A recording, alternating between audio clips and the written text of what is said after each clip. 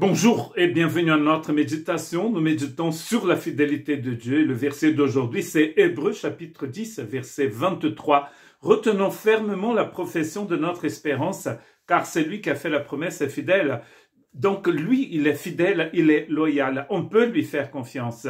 Et cette fidélité de Dieu ici passe bien sûr par la croix.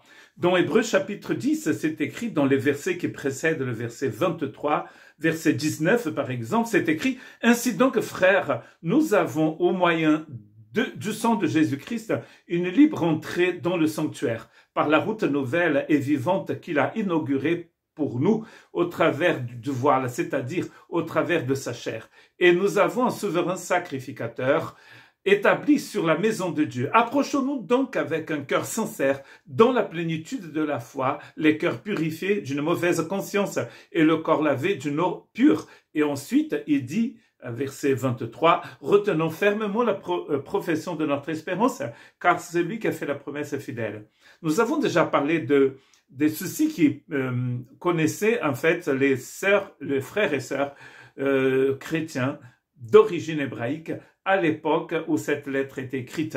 Il avait un désir de retourner à la religion juive parce que le fait d'être disciple de Jésus devenait très difficile dans l'Empire romain. Et donc, du coup, il avait ce retour, ce désir de retourner à la loi de Moïse, par exemple, aux pratiques de la loi de Moïse. Et alors, la personne qui a écrit cette exhortation, cette épître, va dire à ces chrétiens et à nous aussi aujourd'hui, le Seigneur est supérieur, son sacrifice est plus excellent que tout, que Moïse, que Josué, que la loi, que le tabernacle, que les anges.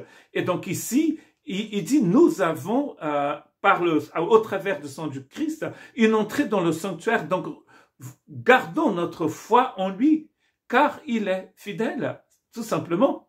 Dans le verset 16-17, il dit, « Voici l'alliance que je ferai avec eux après ces jours-là, dit le Seigneur. Je mettrai mes lois dans leur cœur et je les écrirai dans leur esprit. » Et c'est une parole évangélique prononcée par la bouche du prophète Jérémie, dans le chapitre 30, il me semble.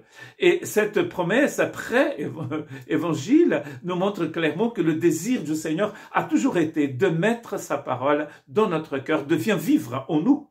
Et donc, une fois que vous avez Jésus, pourquoi allez-vous retourner à l'ombre? Hébreux nous dit clairement que les choses de la loi sont l'ombre de la réalité à venir. Or, la réalité vient avant l'ombre et se manifeste après. Et cette réalité, c'est Jésus-Christ, notre Seigneur. Je ne me souviendrai plus de votre péché. C'est une parole aussi du prophète Jérémie.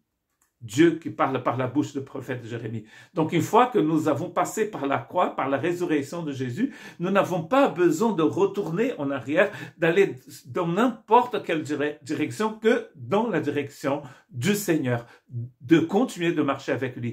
Car, en fait, il est fidèle et son sacrifice est éternel et il nous purifie de tout péché, nous fait rentrer dans le royaume de Dieu. Et vous n'avez besoin de rien d'autre. Restons attachés à celui qui est fidèle. Que Dieu vous bénisse.